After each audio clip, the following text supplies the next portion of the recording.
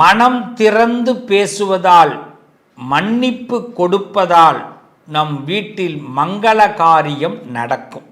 இது யாருக்குன்னா தனுசு ராசிக்கு. தனுசு ராசிக்காரர்கள் என்றைக்குமே இடிஞ்சு போய் விழுந்துடக்கூடாது, இடிஞ்சு போய் உட்காந்துடக்கூடாது. என்ன நடந்தாலும் பரவாயில்ல, போனால் போகட்டும், போடா, பூமியில் நிலையாய் வாழ்ந்தவன் யாரடா. எப்படி இந்த பாட்டை ஞாபகம் வச்சுக்கணும். இன்னொன்று சொல்லுவாங்க, தூற்றுவார் தூற்றட்டும், போற்றுவார் போற்றட்டும், போகட்டும் அனைத்தும் கிருஷ்ணனுக்கு. அவ்வளோதான், இடிஞ்சு விழுந்துடக்கூடாது. போச்சுடா அப்படின்னு மட்டும் நினச்சிடாதீங்க. தனுசு ராசிக்காரர்கள் உங்களை மீட்டெடுக்கிறது ரொம்ப டிலேவாகும். எல்லாரும் பிரச்சனையில் இருக்கிறான், எல்லா மனுஷனும் ஒவ்வொரு பிரச்சனை.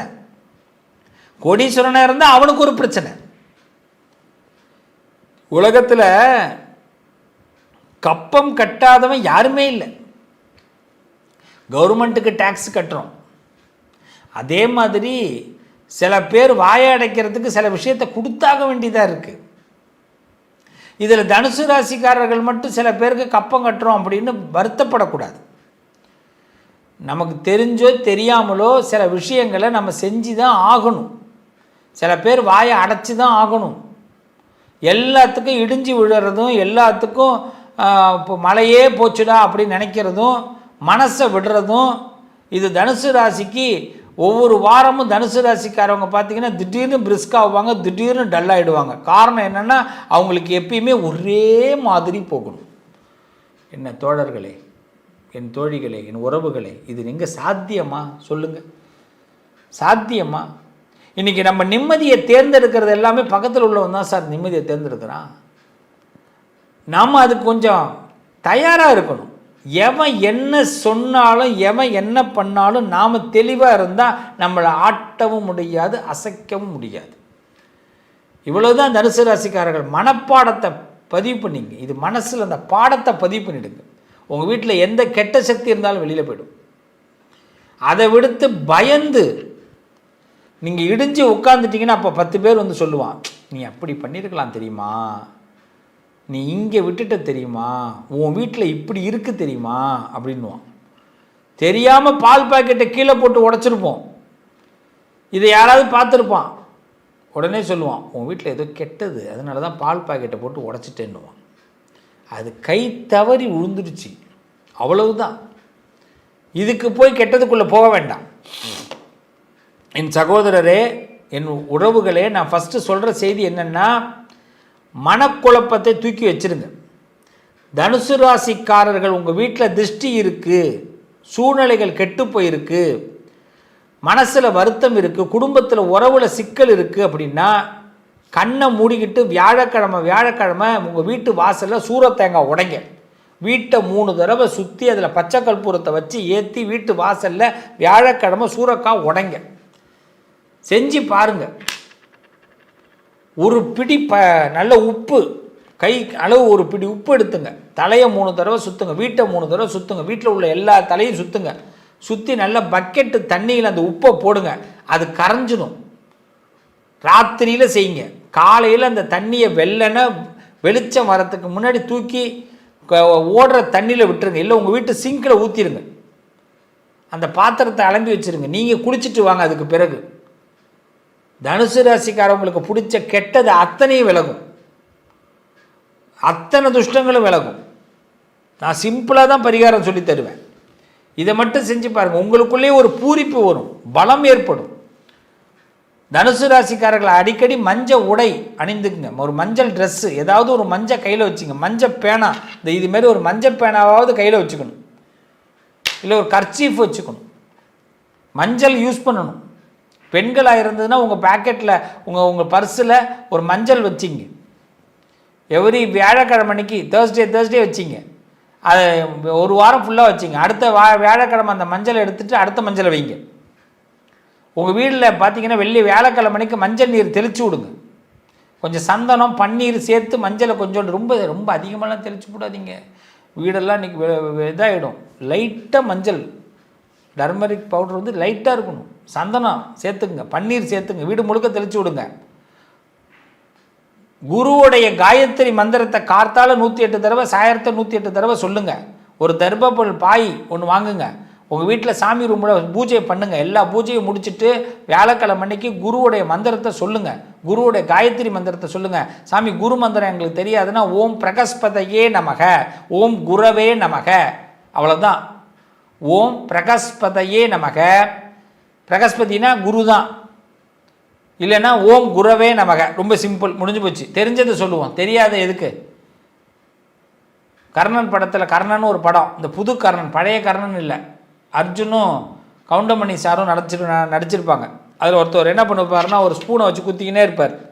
அப்போ அவர் சொல்லுவார், அங்கேருந்து ஒரு பெரிய வசனம், ஆனால் அந்த வசனம் வந்து நிறைய ஒரு நல்ல செய்தி. அது என்னடா பண்ணுற, திங்க தெரியாமல் தானே திங்கிற அப்படின்னு சொல்லிட்டு சொல்லுவார். தெரிஞ்சதை செய்யுங்கடா, ஏன்டா தெரியாத செய்கிறீங்க அப்படின்னு. நான் இந்த இடத்துல சொல்கிறேன், முடிஞ்ச அந்த மந்திரம், முடியலையா ஓம் குரவே நமக, நமக்கு தெரிஞ்சது எதுவுமே இல்லை, குருவே என்னை காப்பாற்றுனாலும் குரு காப்பாற்றுவார். இந்த மந்திரம் சொன்னால் தான் வருவாரெல்லாம் கிடையாது. நம்ம வீட்டில் கெட்டது விலகணும், நம்ம வீட்டில் கெட்ட சக்தி விலகணும், நமக்குள்ளே நல்ல சக்தி வரணும், நமக்குள்ளே வரணும். எவ்வளோ பிரச்சனைகளை சந்திச்சுக்கிட்டு இருக்கோம், எவ்வளோ கஷ்டங்களை சந்திச்சுக்கிட்டு இருக்கோம், அவமானங்களை சந்திச்சுக்கிட்டு இருக்கோம். இது விலக வேண்டாமா? குருவை தான் வணங்கணும், அவ்வளவுதான். அது வியாழக்கிழமையில் வணங்குங்க. தனுசு ராசிக்காரர்கள் ரெட்டிப்பு பலன் ஏற்படும். தேங்காய் உடைக்கிறத விட்டுறாதீங்க, வியாழக்கிழமை தோறும் தேங்காய் உடைங்க. கண்டிப்பாக தனுசு ராசிக்கு பிடித்த பீடைகள் வெளியில் போகும், விலகும். உங்கள் வீட்டில் தீபம் ஏற்றுங்க, வியாழக்கிழமையில் மஞ்சள், அந்த தீபத்தில் மஞ்சள் வச்சு குங்குமம் வச்சு தீபத்தை ஏற்றுங்க. வீட்டு வாசலில் நிலப்படியில் நிலையை தொடச்சிட்டு வியாழக்கிழமை அன்னைக்கு கொஞ்சோண்டு மஞ்சள் 3 பொட்டு வைங்க. இந்த பக்கம் 3 பொட்டு, இந்த பக்கம் 3 பொட்டு வைங்க. மஞ்சள் அந்த நிலப்படிக்கு தூப தீபம் காட்டுங்க. உங்கள் வீட்டில் ஒரு கெட்ட சக்தி உள்ள இருக்காது, வெளியில் வந்துடும். செஞ்சு மட்டும் பாருங்கள், வேறு எதுவுமே பண்ண வேண்டாம். இதுதான் தனுசு ராசிக்காரருக்கு எல்லா கெட்ட சக்திகளும் விளக்கிறதுக்கு ஒரு அற்புதமான விஷயம். செஞ்சு பாருங்கள், நல்லது நடக்கும். தனுசு ராசிக்காரர்கள் குரு காயத்ரி மந்திரத்தை சொல்லிகிட்டே வாங்க, நல்லதே நடக்கும்.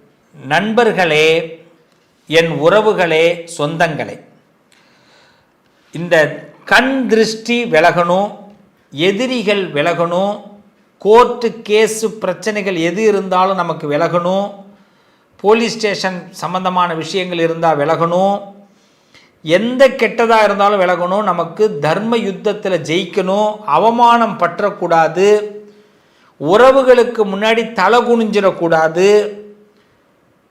அது மட்டும் இல்லாமல் நம்மளுடைய எதிர்காலம் பாழாயிடக்கூடாது. இதில் எது கெட்டது நடந்தாலும் இது எல்லாமே நடக்கும். இந்த கெட்டதே நடக்காமல் இருக்க நம்ம வீட்டில் வசீகர சக்தி இருக்கணும். அறிந்தும் அறியாமலும் தெரிந்தும் தெரியாமலும் செய்த சகல குற்றங்களையும் பொறுத்து காத்து ரட்சிக்க வேண்டும். பொண்ணு 18ஆம் படிமேல் வாழும் வில்லாளி வீரன் வீரமணி கண்டன் காசி ராமேஸ்வரம் பாண்டி மலையாளம் அடக்கி ஆளும் ஓம் ஸ்ரீ ஹரிகரசுதன் ஆனந்த சித்தன் ஐயன் ஐயப்ப சுவாமியே சரணமையப்பாங்கிற மந்திரத்தை தினசரி உங்கள் வீடுகளில் நீங்கள் சொல்லுங்கள், எல்லாரும் சொல்லுங்கள். கண்டிப்பாக நம்மளுடைய பாவங்கள் முதல்ல விலகும். நம்ம தெரியாமல் செஞ்ச பாவம், தெரிஞ்சு செஞ்ச பாவம், அறிஞ்சு செஞ்ச பாவம், அறியாமல் செஞ்ச பாவம், அது முதல்ல விலகும். மனசு முதல்ல சுத்தமாகும். மனசு சுத்தமான நம்ம அந்த வீட்டுக்குள்ளே இருந்தோம்னா அந்த வீடு சுத்தமாக இருக்கும். கண்ணாடியை தொடச்சிட்டு நம்ம முகத்தை பாருங்கள், பளிச்சுன்னு தெரியும். அவ்வளவுதான். முதல்ல நம்மளை சுத்தம் பண்ணிக்கிட்டோம்னா நம்ம வீடு சுத்தமாகிடும். இன்னைக்கு தெரிஞ்சுக்கிங்க, நான் சொல்கிற இந்த 3 விஷயத்தை தயவு செய்து எல்லாரும் செஞ்சு பாருங்கள். உங்கள் வீட்டில் கெட்ட சக்தி விலகிடும், எந்த கெட்டதும் உள்ளுக்குள்ளே அண்டாது. முதல் விஷயம், உங்கள் வீட்டில் டெய்லி ஒரு தீபம் ஏற்றுங்க. வீட்டை இருள விடாதீங்க. ஏதாவது ஒரு விளக்கு எரிஞ்சிக்கிட்டு இருக்கட்டும். வீட்டில் வாசனை இருந்துக்கிட்டே இருக்கட்டும். வாசனை பொருட்கள், ஒரு பத்தி, சென்டெல்லாம் அடிச்சுக்கிறோம், எல்லா இடத்துலையும் ஒரு வாசனை இருக்கணும் வீட்டுக்குள்ளே. இல்லைன்னு சொல்லாத வார்த்தை நம்மக்கிட்ட இருக்கணும், அவ்வளவுதான். வீட்டில் அதிகமாக நம்ம இல்லைங்கிற வார்த்தையை பயன்படுத்தக்கூடாது. அதே மாதிரி சில பேர் ரொம்ப துஷ்டமான வார்த்தைகளை பயன்படுத்துவாங்க, கெட்ட வார்த்தைகளை. அதை சுத்தமாக தவிர்த்துருங்க. இதை மட்டும் தவிர்த்துருங்க, உங்கள் வீட்டில் துஷ்ட சக்திகள்லாம் வெளியில் வந்துடும். ரொம்ப கடுமையான தோஷம் இருக்குது சுவாமி, கடுமையாக எங்களுக்கு செய்வன கோளாறுகள் பிரச்சனைகள் இது மாதிரி இருக்குது, நாங்கள் என்ன பண்ணலாம், என்னோடய தொழிலில் பெரிய லாஸ், என் குடும்பத்தில் பெரிய சிரமம், குடும்ப உறவுகள் பிரிஞ்சு கிடக்கு, நான் என்ன செய்யலாம், ரொம்ப இன்னும் ஒரே ஒரு பரிகாரத்தை சொல்லி நிறைவு செய்கிறேன். பசுமாடு கண்ணுக்குட்டி உங்கள் வீட்டில் பக்கத்தில் யார்கிட்ட இருக்கோ அந்த பசுமாடு கண்ணுக்குட்டியை வீட்டுக்கு அழைச்சிட்டு கோமாதா, இந்த கோமாதாவை அழைச்சிட்டு உங்கள் வீட்டு மத்திய பகுதியில் நிப்பாட்டி அந்த பசுக்கு பூஜை பண்ணுங்க. பசுக்கு மஞ்சள் தடவி குங்குமம் வச்சு பசுக்கு ஒரு புடவை வாங்கி சாத்தி, கண்ணுக்குட்டிக்கு ஒரு புடவை சாத்தி, மாலை போட்டு ஒரு பெரிய தட்டுலேயோ பக்கெட்லேயோ வாழை இலையில் பச்சரிசியை நல்லா ஊற வச்சு வெல்லம் பச்சரிசி வாழைப்பழம்லாம் சேர்த்து வச்சு அந்த பசுமாட்டுக்கு கொடுங்க. அந்த பசுமாட்டுக்கு பின்புறம் தூப தீபங்கள்லாம் காட்டி பசுமாட்டுக்கிட்ட நமஸ்காரம் பண்ணிக்கிங்க. உங்கள் வீட்டுக்குள்ளே அழைச்சி என்ன கெட்டது இருந்தாலும் வெளியில் வந்துடும். இதை மட்டும் செஞ்சு பாருங்கள். கிரகப்பிரவேசத்தெல்லாம் செய்வோம்ல, சுவாமி நாங்கள் அப்பார்ட்மெண்ட்டில் இருக்கோமே, நாங்கள் என்ன பண்ணலான்னு கேட்பான். உங்கள் வீட்டு வாசலில் செய்யுங்கோ, அப்பார்ட்மெண்ட் வாசலில் அதை செய்யுங்க. பசு பூஜை பண்ணுங்க. பசு பூஜை பண்ணி நான் சொன்ன மாதிரி சுவாமி அந்த பசுக்கு நிவேத்தியம் பண்ணுங்க. நிச்சயமாக உங்கள் வீட்டில் இருக்கிற எல்லா துஷ்டங்களும் வெளியில் வந்துடும், எல்லா கெட்ட சக்தியும் வெளியில் வந்துடும், நல்லது நடக்கும். நம்புங்க, இன்னிலேருந்து உங்கள் வாழ்க்கை பிரகாசமாக போகுது.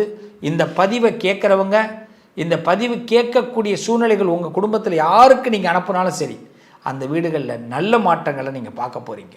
வாழ்த்துக்கள். நல்லதே நடக்கும். என்றும் உங்களோடு நிழலாக நான் இருப்பேன். நம்பிக்கையோடு மீண்டும் அடுத்த பதிவில் உங்களை சந்திக்கிறேன். வாழ்த்துக்கள்.